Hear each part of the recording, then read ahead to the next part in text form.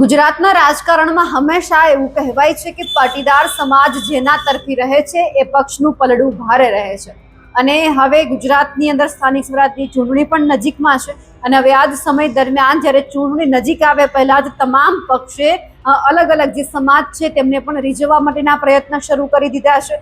ભાજપે ઓબીસી ચહેરાને મેદાનમાં ઉતારી એટલે કે ભાજપ પ્રદેશ પ્રમુખ તરીકે જે જગદીશ પંચાલ છે એમનું નામ નિયુક્ત કરી ઓબીસી જે સમાજ છે તેમને પણ પોતાના તરફી કરવાનો પ્રયત્ન કર્યો છે અને બીજી બાજુ હવે ક્યાંક પાટીદાર સમાજ નારાજ થાય પહેલા જ કોંગ્રેસે એક નવી રણનીતિ બનાવી છે। હવે આ નવી રણનીતિ શું બનાવી છે તેમની વિગતે ચર્ચા કરીએ। નમસ્કાર, આપ જોઈ રહ્યા છો નિર્ભય ન્યૂઝ અને હું છું આપની સાથે રિદ્ધિ।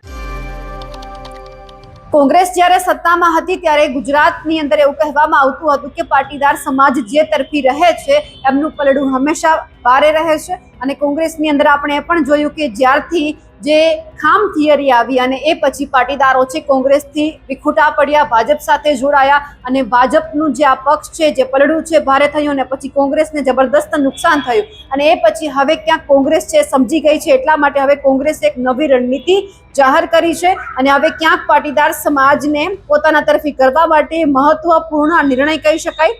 ગુજરાતના રાજકારણમાં હંમેશા નિર્ણાયક ભૂમિકા ભજવતા પાટીદાર સમાજને ફરીથી કોંગ્રેસ પક્ષ સાથે જોડાવાના ઉદ્દેશ્ય સાથે સુરત શહેર જિલ્લા કોંગ્રેસ સમિતિ દ્વારા એક મહત્વપૂર્ણ પાટીદાર વિમર્શ બેઠકનું આયોજન કરવામાં આવ્યું હતું। સુરત શહેરના યોગી ચોક વિસ્તારમાં યોજાયેલી આ બેઠકમાં મોટી સંખ્યામાં પાટીદાર સમાજના અગ્રણીઓ, આગેવાનો તેમજ સ્થાનિક લોકો ઉત્સાહપૂર્વક ઉપસ્થિત રહ્યા હતા। કોંગ્રેસ સમિતિ દ્વારા આ બેઠકનું આયોજન પાટીદાર સમાજને પક્ષ સાથે ફરીથી કઈ રીતે જોડી શકાય તે અંગે ઊંડાણપૂર્વક ચર્ચા કરવા માટે પણ કરવામાં આવ્યું। પાટીદાર અનામત આંદોલન બાદ રાજ્યના રાજકારણમાં આવેલા પરિવર્તનને ધ્યાનમાં રાખીને કોંગ્રેસ પક્ષ આગામી ચૂંટણીઓમાં સમાજનો વિશ્વાસ અને સમર્થન ફરીથી મેળવવા માટેની રણનીતિ પર ધ્યાન કેન્દ્રિત કરી રહ્યું છે। આ સાથે જ આ બેઠક માત્ર રાજકીય રણનીતિ પૂરતી સીમિત ન રહેતા તેમાં પાટીદાર સમાજની સમસ્યાઓ અને પડકારો બાબતે પણ વિસ્તૃત ચર્ચાઓ કરવામાં આવી। અગ્રણીઓએ શિક્ષણ, રોજગાર, ખેતી અને અન્ય સામાજિક મુદ્દાઓ પર પોતાના મંતવ્ય રજૂ કર્યા। આ ઉપરાંત આગામી દિવસોમાં યોજાનારી મહત્વપૂર્ણ ચૂંટણીઓમાં કોંગ્રેસ પક્ષ કઈ રીતે પાટીદારોનું મજબૂત સમર્થન મેળવી શકે તે અંગે બેઠકમાં ઉપસ્થિત આગેવાનો પાસેથી સૂચનો પણ મંગાવવામાં આવ્યા। આ સાથે જ કોંગ્રેસે આ સૂચનોને પક્ષની ભાવિ નીતિઓ અને ચૂંટણીલક્ષી કાર્યક્રમોમાં સમાવિષ્ટ કરવાની ખાતરી પણ આપી। કોંગ્રેસના સ્થાનિક નેતાઓએ આશા પણ વ્યક્ત કરી કે આ પ્રકારની વિમર્શ બેઠકો થકી પાટીદાર સમાજ સાથેનો સંવાદ વધુ મજબૂત બનશે અને પક્ષને રાજ્યના રાજકારણમાં ફરીથી પોતાનું સ્થાન મજબૂત કરવામાં મદદ મળશે।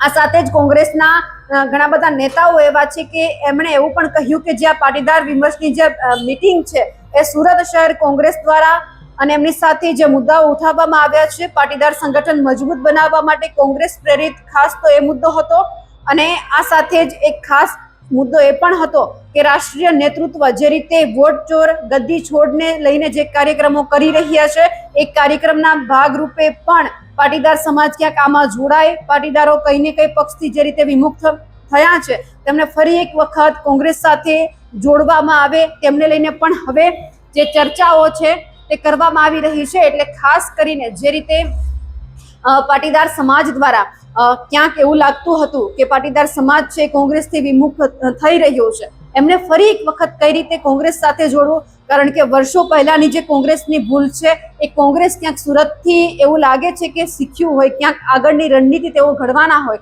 અને પાટીદારોને ફરી એક વખત એક મંચ ઉપર ભેગા કરવા માટે કોંગ્રેસની સાથે રહે તે માટે પણ જ્યારે આ બેઠકનું આયોજન થયું છે જે નેતાઓ ત્યાં હાજર હતા તેઓ શું કહી રહ્યા છે તે પણ સાંભળીએ। આપણા મુરબ્બી એવા અશોકભાઈ અધેવાડાને કહીશ કે તેઓ આપણને સંબોધિત કરશે। માજી શિક્ષણ સમિતિના સભ્ય શ્રી સુરેશભાઈ સોહાગિયા થઈ છે, ગુજરાતના દક્ષિણ ગુજરાતના પ્રભારી રાજીવ ગાંધી પંચાયતના શ્રી મહેશભાઈ કેવડિયા માંથી નવયુવાનો અને ઘણા એવા આપણા આગેવાનો છે જેને હું વિનંતી કરવા માંગુ છું। અંગ્રેજોએ પણ નહોતી વાપરી, અંગ્રેજો પણ આંદોલન તો કરવા દેતા હતા પરંતુ આજે આપણા હક માટે પણ આંદોલન સરકાર કરવા નથી દેતી। અને ખાસ એક બીજી વિનંતી કરવા માંગુ છું માટે એનું રક્ષણ કરવા માટેની આ ઝુંબેશ છે તો એ ઝુંબેશમાં આપ સૌને પણ જોડાવા માટે આહવાન કરવામાં આવે છે કે વધુમાં વધુ સંખ્યામાં સરકાર છે કારણ કે એની સામે કોઈ પણ બોલે તરત એની ઉપર એક્શન લેવામાં આવે છે, એને કોઈને કોઈ કાયદાની અંદર ફિટ કરીએ, કારણ કે આ લડાઈ કોઈ આપણી એકની નથી, આ લડાઈ આપણી આવનારી પેઢીની લડાઈ છે. જેમ આઝાદી વખતે ગાંધીજીએ આ લડાઈ ચાલુ પણ એ ચૂંટણી નહીં કરી અને જે પ્રમાણે સુરત લોકસભાના મતદારોનો અધિકાર જે છીનવવામાં આવ્યો હતો એ પ્રમાણે આવનારા દિવસોની વિશેષ મજબૂત કરીએ અને એને સમર્થન આપીએ એ માટેની આજની આપણી આ જે મિસકોલ અભિયાન છે. અશોકભાઈ, આજે પાટીદાર વિમર્શની બેઠક મળી, કેવા મહત્વના મુદ્દા શું કહેશો? આજે પાટીદાર વિમર્શની જે મિટિંગ મળી સુરત શહેર કોંગ્રેસ દ્વારા, તો મુદ્દાઓ પાટીદાર સંગઠન મજબૂત બનાવવા માટે કોંગ્રેસ પ્રેરિત, ખાસ તો એ મુદ્દો હતો.